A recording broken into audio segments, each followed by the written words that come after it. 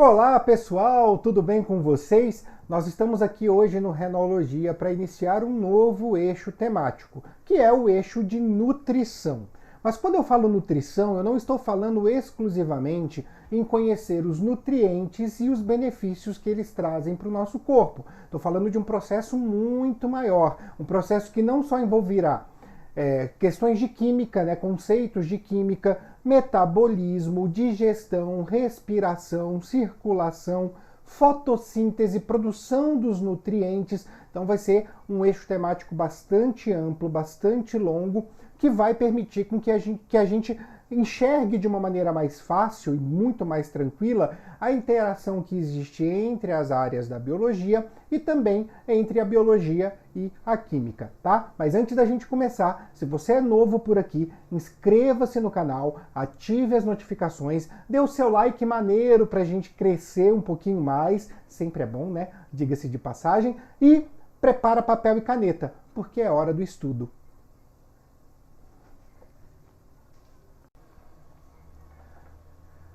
Sempre quando começava um ano letivo com a primeira série do ensino médio, eu enfrentava um grande problema. Os alunos da primeira série não possuem conhecimento de química muito apurado. Eles viram uma base introdutória no ensino fundamental, mas no ensino médio tudo isso ainda vai ser discutido. E eu tinha que ensinar, de acordo com o currículo, a questão dos componentes químicos da vida e também a questão das macromoléculas que compõem o nosso organismo, também o metabolismo com suas reações químicas. Como fazer isso para um aluno que não tem esse conhecimento químico? Difícil. Vou ser muito sincero para vocês, muitos entendiam alguma coisa, mas a grande maioria não via sentido naquele conteúdo porque não conseguia compreendê-lo completamente. Sendo assim, pensando nesse problema, antes da gente falar dos nutrientes em si, nesse eixo temático, a gente vai começar a dar conceitos de química para que a gente possa compreender melhor tudo aquilo que será discutido. E é óbvio que a gente, para começar a falar de química, a primeira coisa que precisamos tratar, o primeiro assunto que precisamos tratar é o átomo. Então dá uma olhadinha nessa imagem que eu trouxe para vocês. Quando a gente observa um modelo atômico, logo nossa atenção é chamada para as suas partículas subatômicas, que são elas o próton, o nêutron e o elétron. Isso é muito interessante porque a palavra átomo vem do grego e significa não divisível. Mas quando a gente olha o modelo, automaticamente a gente percebe que não tem muita lógica. Ele é sim divisível, porque ele é formado por partículas ainda menores. Tá? Mas o que nos interessa é entender como a dinâmica do átomo funciona em relação a essas partículas. A gente pode observar no centro da figura que existe um aglomerado de nêutrons e prótons. Isso a gente vai chamar de núcleo do átomo. O núcleo do átomo ele é responsável pela massa que o átomo tem.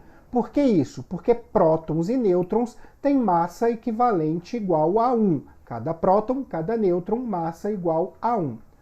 O quê? Não dá para colocar um átomo na balança. Então, não vou falar que é 1 grama. Então aquele átomo tem 20 prótons, 20 nêutrons, pesa 40 gramas. Não, não é assim que funciona. O átomo é muito pequeno. Ele não será pesado em uma balança. Então a gente diz que a unidade de medida que vai aferir a massa desse átomo, dessa estrutura, é a unidade de massa atômica, 1. Então, eu digo que cada próton e cada nêutron tem 1 de massa. Tudo bem? Em volta do núcleo, nós temos a eletrosfera, que são essas órbitas aí que nós encontramos com a presença dos elétrons. Os elétrons, diferente dos prótons e dos nêutrons, não possuem massa significativa, porém eles possuem carga negativa. E aí que é importante a gente fazer essa citação. Quando falamos em átomo, falamos de uma estrutura que está eletricamente neutra. Significa o quê? Que o número de cargas positivas que eu tenho é equivalente ao número de cargas negativas para haver este equilíbrio, esta neutralidade. Sendo assim, o número de prótons é exatamente igual ao número de elétrons, que são as partículas que possuem carga no átomo. Na nossa figura, nós temos três órbitas diferentes, três órbitas nas quais os elétrons estão aí dando as suas voltas em torno do núcleo. Na verdade, nós podemos ter até 7 órbitas, e cada órbita a gente chama de camada, e elas são nomeadas por letras, de K a Q. Então, camada K é a camada mais próxima do núcleo, e aí a gente passa para L, M, N, O, P, e a mais afastada é a Q. À medida que eu vou preenchendo os elétrons, eu vou, colocando, dando o número de elétrons, eu vou aproximando esses elétrons do núcleo, cada vez mais próximos do núcleo. Então, um átomo que tem um número de elétrons pequeno, obviamente, tem aí 1, 2, 3 camadas que estão sendo preenchidas para que a gente tenha a eletrosfera. Uma coisa que é extremamente interessante é que os átomos têm um comportamento que chama teoria do octeto. O que diz isso? Quando eu falo de um comportamento, é que todo átomo deseja ter na sua última camada da eletrosfera 8 elétrons. A exceção é o hidrogênio e o hélio, porque na primeira camada, a camada K, cabem apenas 2 elétrons, então aí o equilíbrio muda o número para 2, não para 8. Mas o restante, a grande maioria, deseja ter 8 elétrons na última camada. Por que isso? Porque quando se tem 8 elétrons na última camada, você acaba encontrando um equilíbrio energético, que é praticamente o que nós vamos encontrar nos gases nobres, que ficam, a gente vai falar da tabela periódica, mas eles têm esse equilíbrio porque eles já possuem naturalmente 8 elétrons na última camada. E por que falar disso é importante? Porque as ligações químicas que vão formar moléculas, elas vêm desta teoria do octeto, da necessidade dos átomos ganharem ou perderem elétrons para atingir este objetivo que é da teoria do octeto. Então, nós teremos átomos com 1, 2, 3, 4, 5, 6, 7 ou 8 elétrons na última camada, sabendo que com 8 temos os gases nobres que já estão em equilíbrio. E aí, os átomos vão se comportar na perda ou ganho do elétron de acordo com o número de elétrons que eles possuem na última camada, para alcançar o número 8, que é o que eles desejam. Ficou um pouco complicado, né? Mas eu vou mostrar para vocês aqui 2 exemplos que vão facilitar bastante a compreensão. A gente tem aí na imagem o átomo de potássio. O potássio, ele possui em sua eletrosfera, ele possui 19 elétrons, certo? Distribuídos entre as camadas K, L, M e N. A camada K com 2, a L com 8, a M com 8 e a camada N com apenas 1 elétron. Vamos pensar bem, olhando para este átomo de potássio.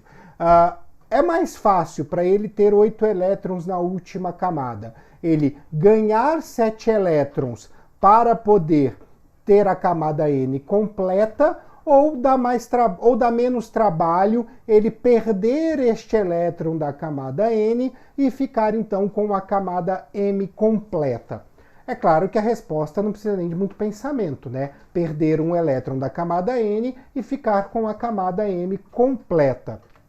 E é exatamente isso que ele vai fazer. Ele perde um elétron na camada N, faz com que a última camada vire a M, e aí está completa, atingindo o objetivo da teoria do octeto.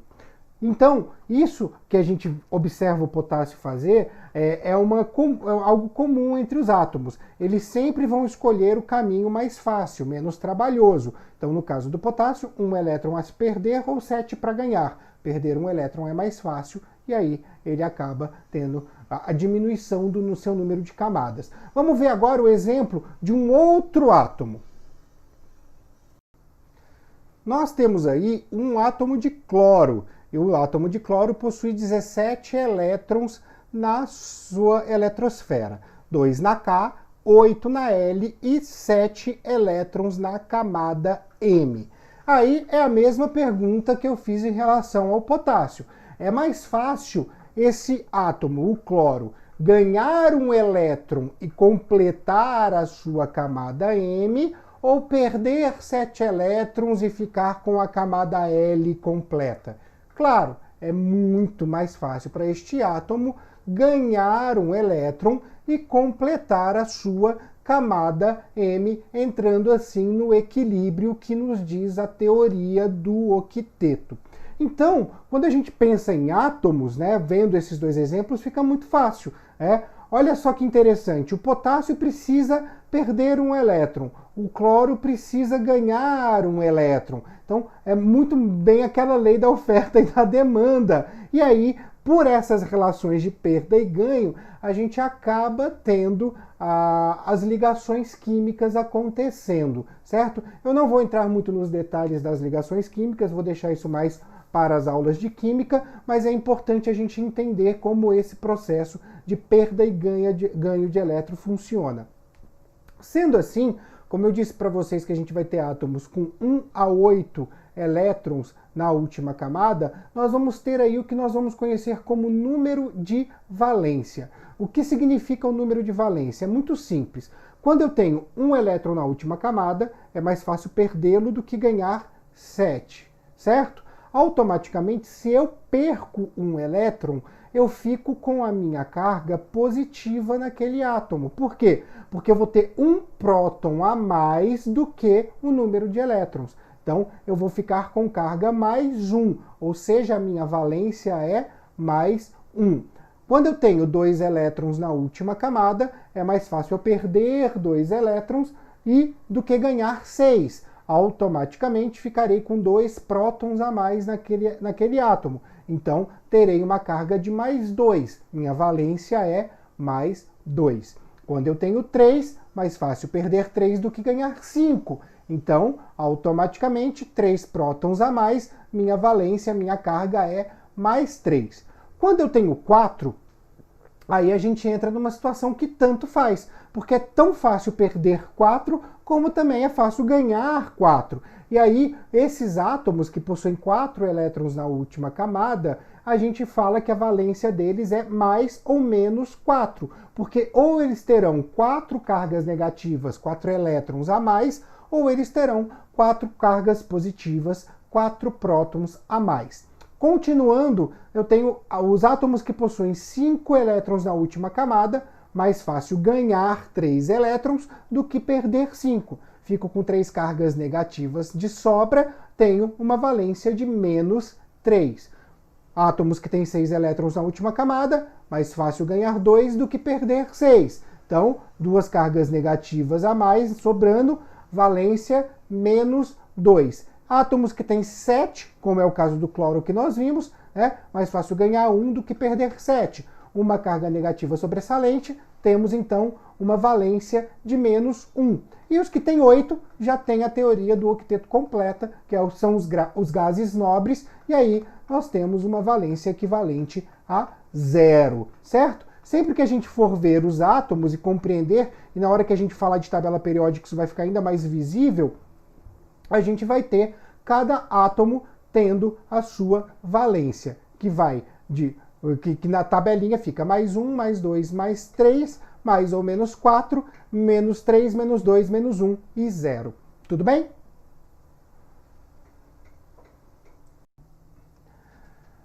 Agora que a gente já viu como um átomo funciona, como a valência dele funciona, é hora da gente passar para o contexto de elemento químico. Tá? Como nós temos um número de camadas limitado e cada camada ela cabe uma determinada quantidade de elétrons, a gente não pode ter aí átomos com uma grande quantidade de prótons e uma grande quantidade de elétrons, por exemplo, 1000, milhões, porque isso não caberia naquela estrutura. Então, nós temos, obviamente, átomos que repetem esse número, repetem o número de elétrons e repetem o número de prótons. Os átomos que fazem essa repetição nós chamamos de elemento químico. Então, o elemento químico é um conjunto de átomos com o mesmo número de prótons e elétrons, certo?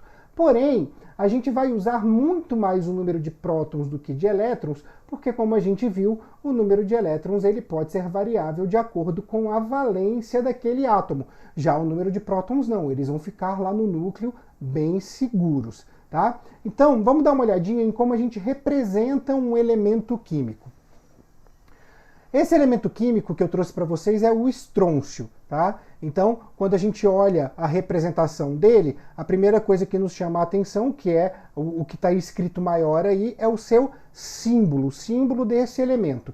Esse símbolo nem sempre vai corresponder com o nome que nós damos a ele em português, porque esse símbolo é tirado do nome em latim. Por isso, o estrôncio, que se escreve com E, né, se representa com o símbolo SR, tá? Embaixo do símbolo nós temos o nome aí, no caso, o estrôncio, tá? E aí a gente tem algumas informações numéricas. O número atômico em cima, que no caso do estrôncio é 38, ou seja, ele possui 38 prótons em seu núcleo.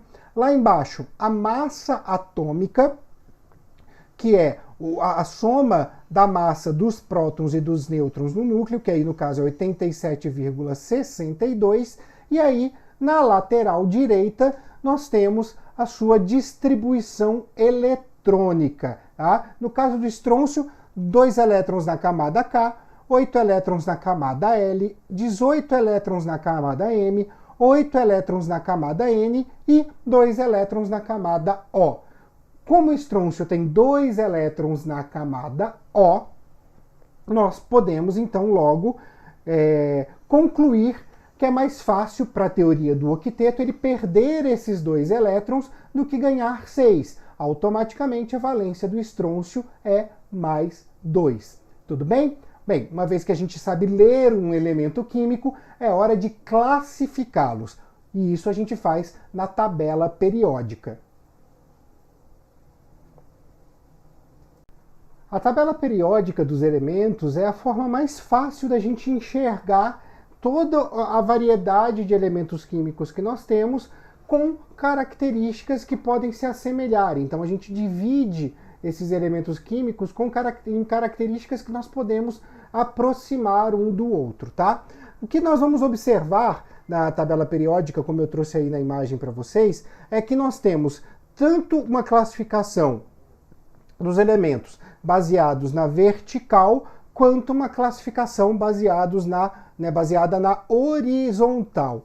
A classificação baseada na vertical é o que nós vamos chamar de famílias, tá? Nós temos famílias A e temos famílias B. No caso das famílias A, eu falo das famílias de metais alcalinos, que é um A, metais alcalinos terrosos, que é a família 2A, e aí nós temos não metais, semimetais, halogênios, que estão aí na família 3A, 4A, 5A, 6A, 7A, e a família 8A, que é a família dos gases nobres, aqueles elementos químicos que já possuem 8 elétrons na última camada.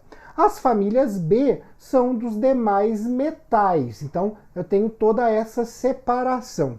Já no caso da classificação horizontal, que eu tenho os períodos numerados de 1 a 7, como que eu leio isso na tabela periódica? Cada período corresponde ao número de camadas da eletrosfera que aquele átomo possui ocupadas, tá? Então o primeiro período tem apenas elétrons na primeira camada. O segundo período, elétrons até a segunda camada. O terceiro período, elétrons até a terceira camada, até chegar no sétimo período, que tem as 7 camadas da eletrosfera com elétrons. Isso é uma forma bem fácil da gente ler, e aí, obviamente, a gente percebe que quanto mais eu me aproximo para a parte de baixo da tabela, eu tenho um maior raio atômico, ou seja, uma maior quantidade de elétrons, uma maior quantidade de camadas e automaticamente um maior tamanho da eletrosfera. Por que é importante a gente falar da tabela periódica aqui? Porque a tabela periódica, principalmente as famílias A, são fundamentais para o nosso interesse na biologia. O que acontece com as famílias A? O que eu vou perceber nas famílias A que é muito interessante para eu poder compreender as questões de valência, de ligações químicas e da composição das moléculas que eu vou estudar mais à frente quando a gente falar das funções inorgânicas, orgânicas e dos nutrientes. O número da família corresponde ao número de elétrons que eu tenho na última camada. Olha que simples, que fácil, né? Então a família 1A, que são os metais alcalinos, possuem um elétron na última camada, ou seja, a valência dessa família é mais 1. A família 2A possui 2 elétrons na última camada, valência mais 2. A família 3A possui 3 elétrons na última camada, valência mais 3. A família 4A possui 4 elétrons na última camada, valência mais ou menos 4. A família 5A possui 5 elétrons na última camada, ou seja, a valência é menos 3. A família 6A, 6 elétrons na última camada, valência menos 2. A família 7A, que são os halogênios, possuem 7 elétrons na última camada, valência menos 1. E a família 8A, que são os gases nobres, possuem 8 elétrons na última camada, valência equivalente a 0. Essa leitura da tabela periódica ela é bastante simples e bastante importante para que a gente possa compreender como os elementos químicos presentes em cada família vão interagir nas ligações e automaticamente formar as moléculas que são do nosso interesse. Tudo bem? Bem, agora vamos ao ponto principal da aula, já que nós estamos em uma aula de biologia. Não adianta eu ficar falando apenas de química aqui, tá? Todo ser vivo, sem exceção de regra, possui 6 elementos químicos primordiais para que ele seja considerado um ser vivo. E é justamente sobre esses 6 elementos químicos que nós falaremos agora.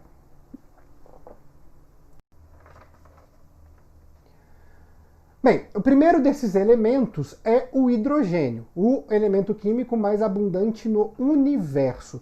O hidrogênio ele é da família 1A, só que ele é uma exceção de regra, ele não é considerado um metal alcalino. Porém, ele é da família 1A porque possui no seu núcleo apenas um próton, não possui nêutrons, então a massa atômica dele é igual a 1, e automaticamente ele perde aí um elétron, deixando a sua valência ser equivalente a mais 1.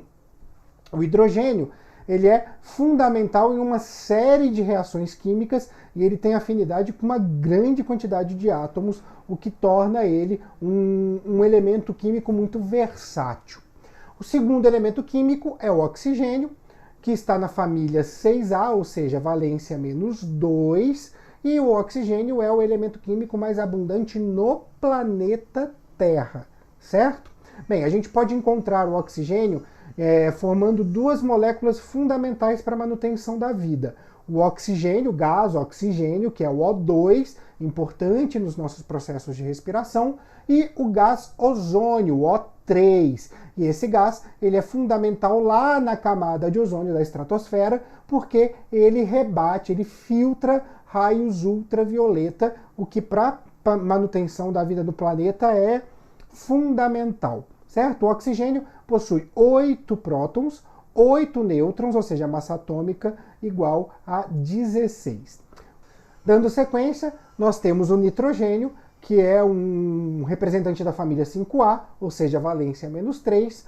O nitrogênio possui 7 prótons, 7 nêutrons, automaticamente ele possui massa atômica igual a 14 unidades de massa atômica, tá? E o nitrogênio, o gás nitrogênio que ele forma, o N2, é praticamente o gás mais abundante na nossa atmosfera, chegando a 70% da atmosfera. Olha que interessante, né? A gente vê a importância do oxigênio, do gás oxigênio, e a gente acha que ele é o gás mais abundante na atmosfera, mas não. O gás mais abundante é o nitrogênio, o gás nitrogênio. Depois nós temos o fósforo, que também é um representante da família 5A, ou seja, tem a valência -3. O fósforo é formado por 15 prótons e 15 nêutrons, massa atômica equivalente a 30. Ele é altamente reativo com ar e ele tem uma grande incidência em rochas. Até uma curiosidade legal sobre o fósforo, quando a gente fala do palito de fósforo, né? Na verdade, o fósforo não está no palito. O fósforo tá naquela partezinha áspera da caixa no qual a gente risca o palito. Lá sim nós temos o fósforo, certo?